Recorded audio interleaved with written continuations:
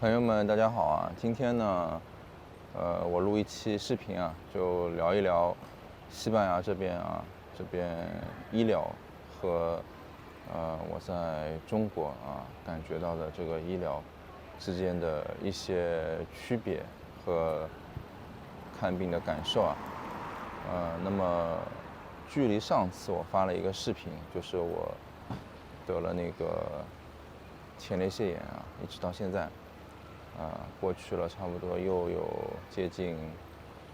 1个月了吧，那么上周呢我来看了一次，看了一次以后呢，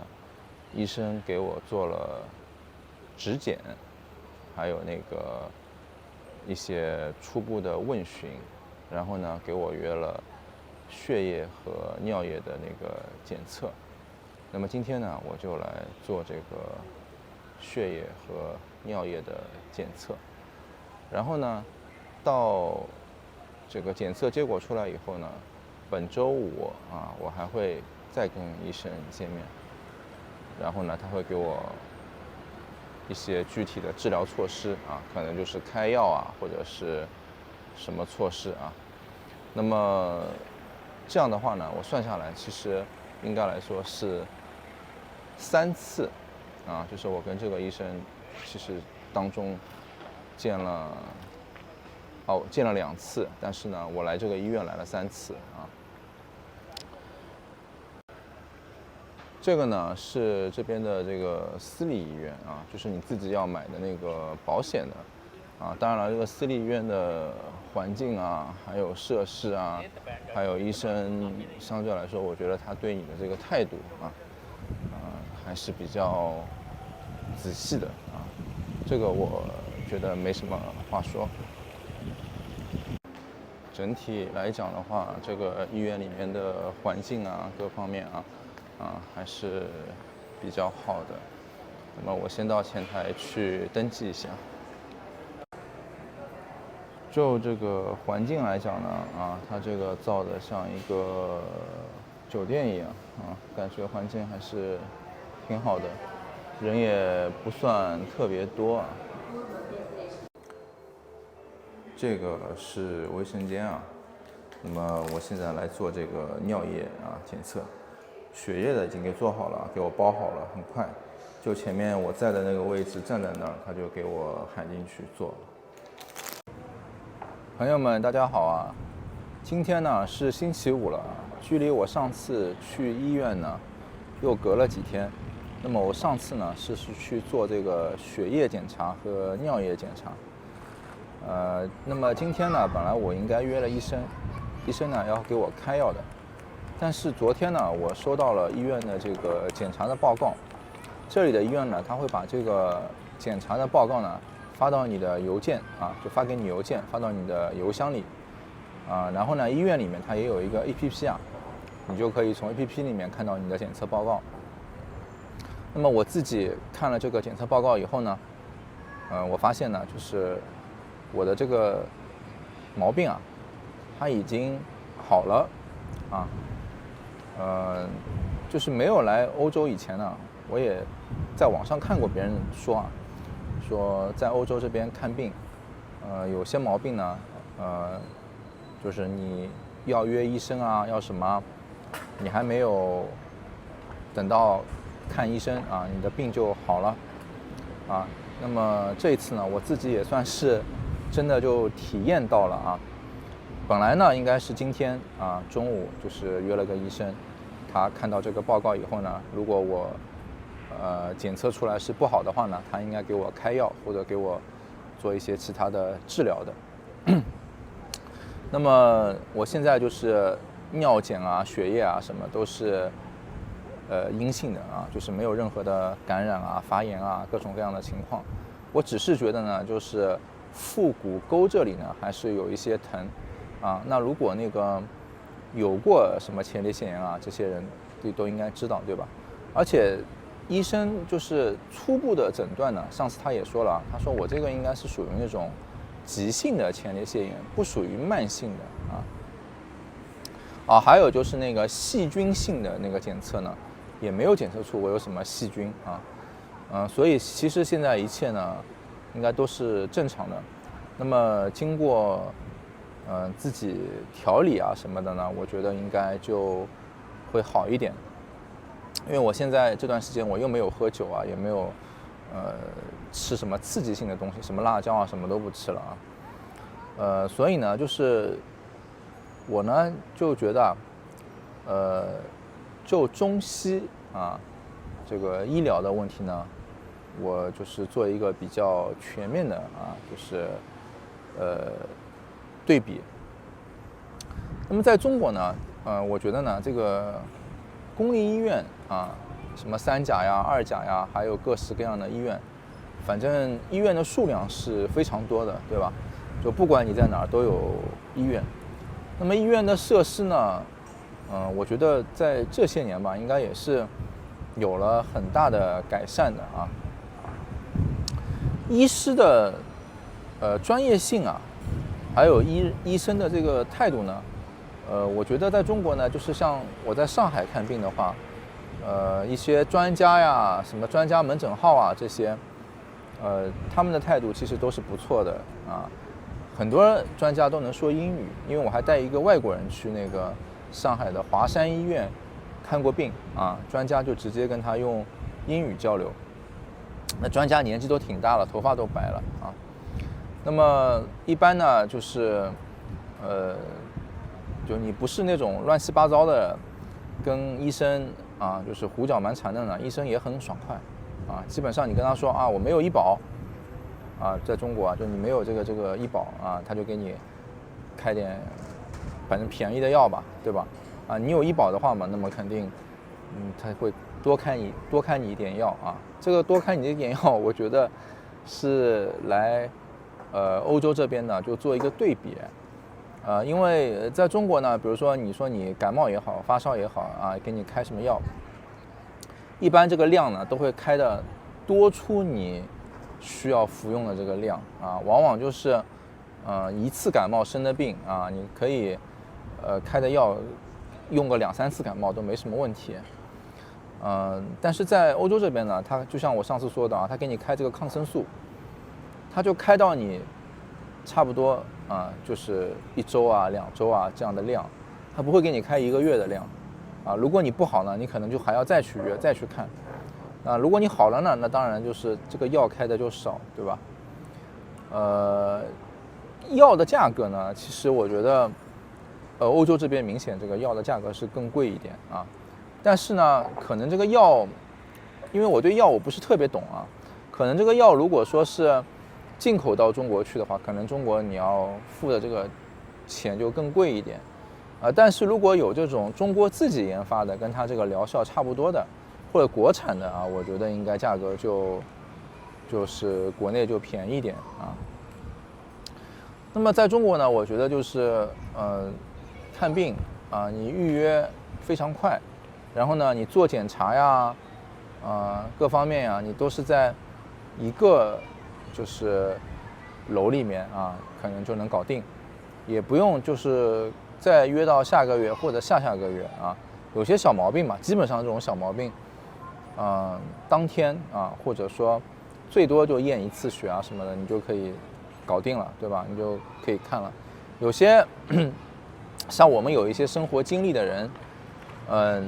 自己去药房买点药，可能都吃就好了，是吧？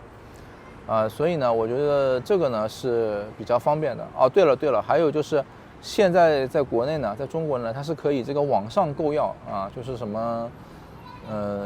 京东啊，还是什么，反正很多这种快递也能给你送药，就非常方便啊，24小时。这个呢，我觉得确实是有一些方便的啊，因为我以前我生病了啊，我出差到下一个城市，那我就还没到那个城市呢，我就点一个外卖，让这个快递啊把这个药呢给我送到酒店的前台，然后我到了酒店呢，我就直接吃上药了。这个呢，我觉得确实是有优势的啊。但是呢，我觉得国内呢，有一些问题呢，比如说医生的一些态度问题，对吧？有些医生呢，确实这个态度不是很好啊。那么我有接触过一个医学博士啊，他是反正就学了很多年啊，因为他是我的客户，他来找我拍照的，他的婚纱照嘛，我给他拍婚纱照，他当时就跟我说啊，反正就是他就是一连串抱怨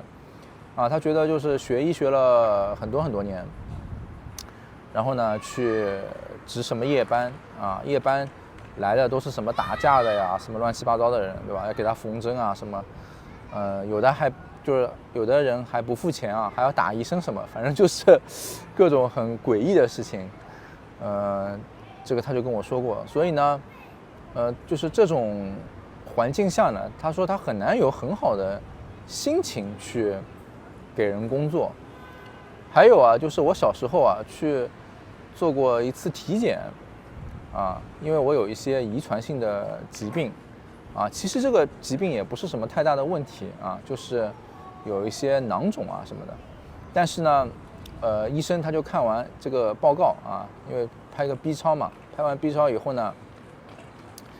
他就跟我说啊，他说你这个病的人是活不长的啊，他说只能活到30-40岁啊。那我其实现在就40多岁了，对吧？但我当时很小啊，我看到这个东西啊，我就很害怕。我就下午后来上课也不去了事实上呢，首先呢，这个检测的这个医生呢，他的这个能力啊，我觉得他的这个医学知识呢，就我现在来看呢，他是医学水平是比较低的因为这个疾病呢，它并不会导致人什么活不长啊、死亡啊之类的。第二点呢，就是这个我觉得缺乏一定的职业素养就是你也不应该直接跟一个孩子，对吧？你去说这个事情，你应该找监护人找他父母或者他总有一套流程，是吧？那就给我的这种感觉呢，就是国内的这个医生呢，他可能要不就是病人实在太多了，要不就是这个环境的一些问题吧。他的这个个人的这个职业素质，我觉得他不如这个海外的这个医生当然除了很多那个比较资深的我说的那个专家，对吧？毕竟那些专家，我觉得他的这个门诊费一个人他都要收几百块钱那么第二点呢，就是环境包括隐私这方面，那这个我觉得肯定就是我在西班牙这个私立医院体验下来的话，那绝对是这个是超过国内的这些医院的首先呢，就是在我去做这个检测、抽血这些东西，它都是把你单独的叫到一个房间，然后一个医生给你抽血，这里面就是一个医生一个你自己。我之前还做过一些心脏的一些什么测试，也是一个医生一个你，我这里是看不到别的病人的也没有人就是一堆人在里面排队什么的所以呢，就是给你的这个感觉呢，总体呢是比较放松的就本来得了病嘛，心情就不好，对吧？如果你去排队，看到很多人在里面所以你肯定也会心情上有一点不好吧第二个呢，就是你在跟医生约好以后呢虽然他这个约起来时间比较长，对吧？但是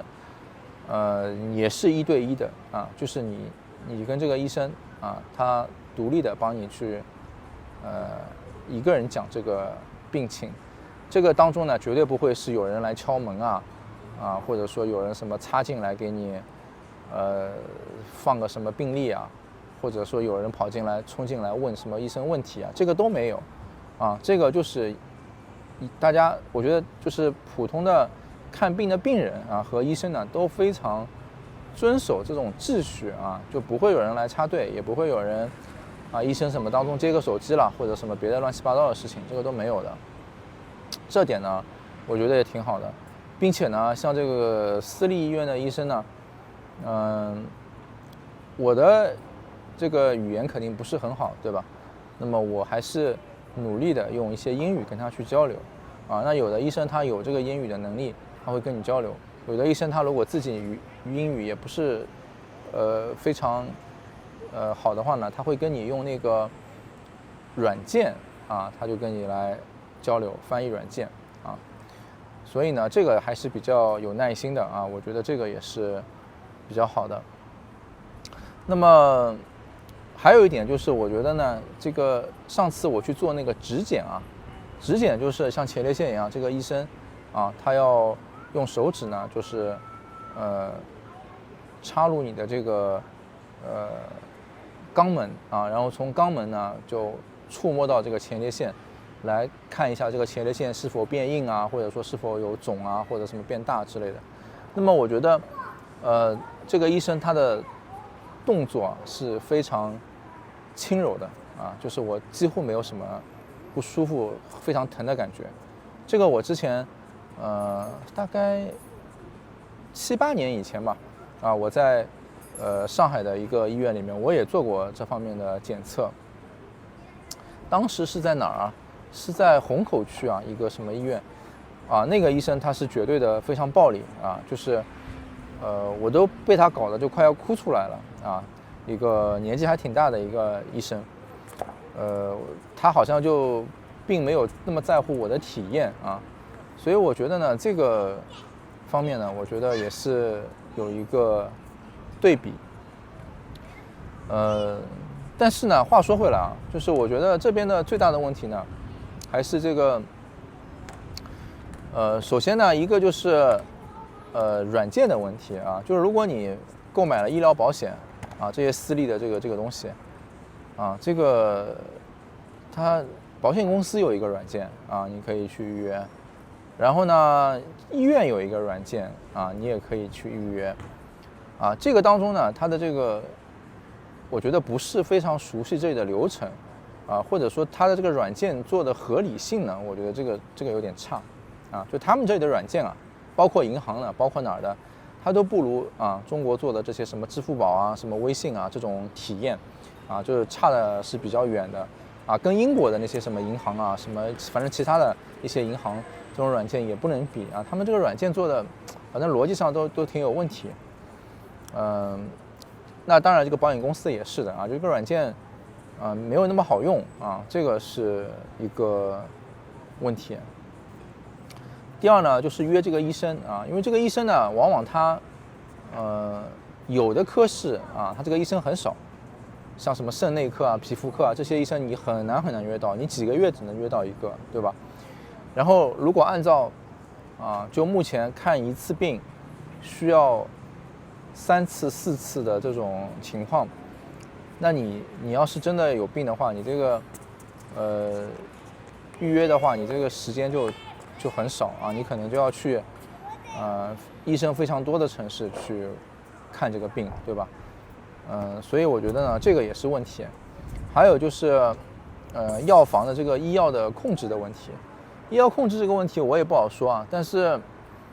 就我个人的感觉吧，我觉得因为我之前有过那个处方单，只是这个处方单上面的用药量啊，他给我开的时间是有限的，但我当时情况是比较紧急的，我人都发烧了，对吧？都特别难受啊。其实我认为他应该就卖给我啊，就因为如果我再去等啊，或者去急诊啊什么，这个又要花费很长时间啊。就像我现在最后我是怎么好了呢？啊，这个我也要说一说啊，就是很多人呢，一说起这个中国医疗啊，说起这个中医西医啊，老说我们那个中医是骗人的，是吧？就是所有的这个西方的这个科技呢，是医疗呢是最好的。那我这一次呢，其实我也是在网上看了一看啊，就有很多这个中国嘛，现在互联网还是挺发达的，对吧？它上面就是有医生就会给这些患者一些建议啊，包括像知乎啊这些软件都有啊，他就会说啊，你这个前列腺炎啊，你可以就是进行用水啊，热水去浸泡啊，就你每天这种坐在那个盆里面啊，这样浸泡。所以呢，我就每天浸泡啊，每天泡了大概1个多礼拜吧，我感觉就好一点了。这个一泡呢，就立刻是有点效果的啊。按照中医的理论来说呢，他就说你这个是一个活血放松肌肉的一种方式确实呢是很有用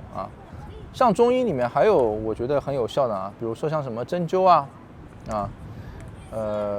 还有一些中医的那个草药。我过去认识一个朋友他是一个台湾人他在台湾呢也是西医，他学到了一个医学博士，然后呢他再来大陆来上海呢学中医。那么在中国呢，他也拜了很多这个著名的这个中医那么他现在呢就在上海呢，他给很多台湾的这种老板在中国创业的这些高管什么的就是做私人的医疗的这个诊断就你要找他挂个号什么的很贵，他也要好几百收一收。朋友们大家好，今天已经是星期六了那这个视频呢也录了好几天了主要呢我有空的话呢我就会想一想讲一讲那之前呢就说到我这个朋友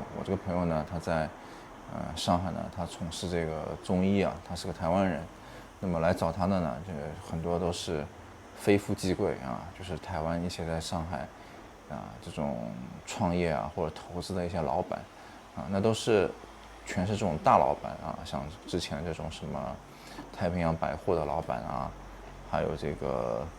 都是市值非常高的这种大的公司的老板，所以呢他过得也是非常滋润的反正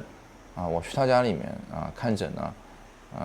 他这个家里面也全都是那些线装的那种书籍这种中医的烟雾缭绕的对吧，放点什么檀香什么然后他也会跟你讲一些这种中医的理论，什么有南派有北派总之呢就一开始我也觉得有点神神叨叨的就是觉得不太相信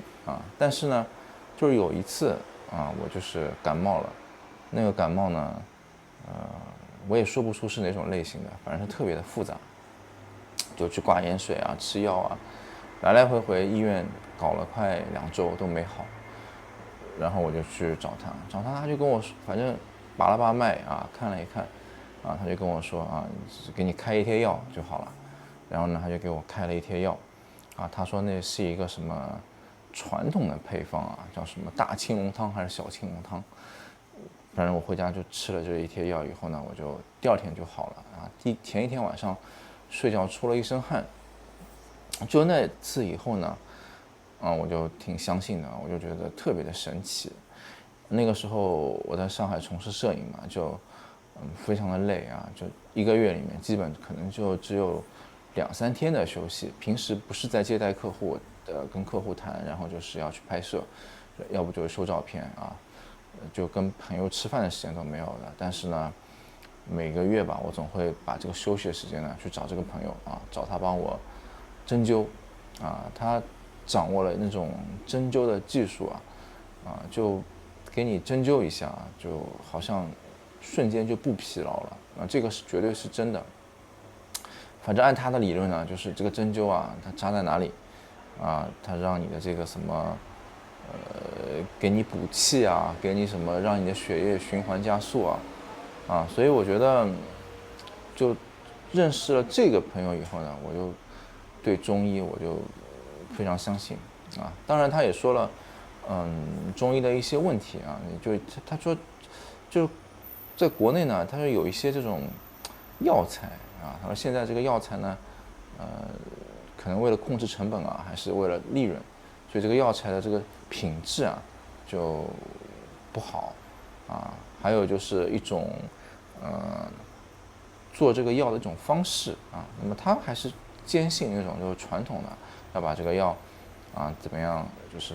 吃之前要怎么样弄什么怎么做对吧？就煮现在因为你去医院看病的话，这种中药都是给你一袋一袋已经弄好的就他觉得这种形式不好。那么所以呢就是我觉得中医呢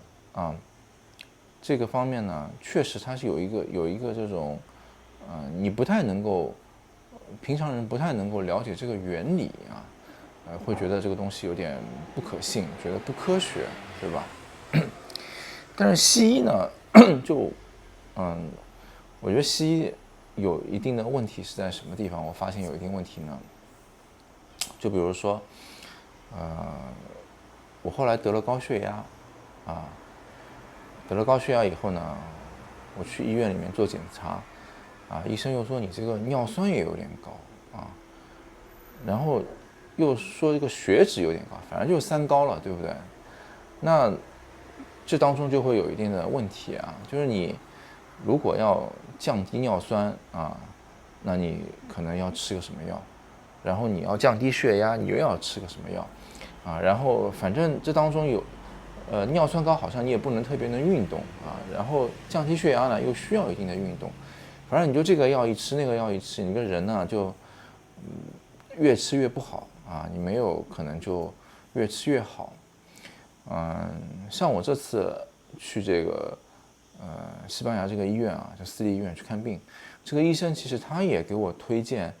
一个什么中草药就给我他说是这个吃这个对前列腺炎是有帮助的他说这个非常好，很贵，要60多欧元一盒，大概是20天的用量。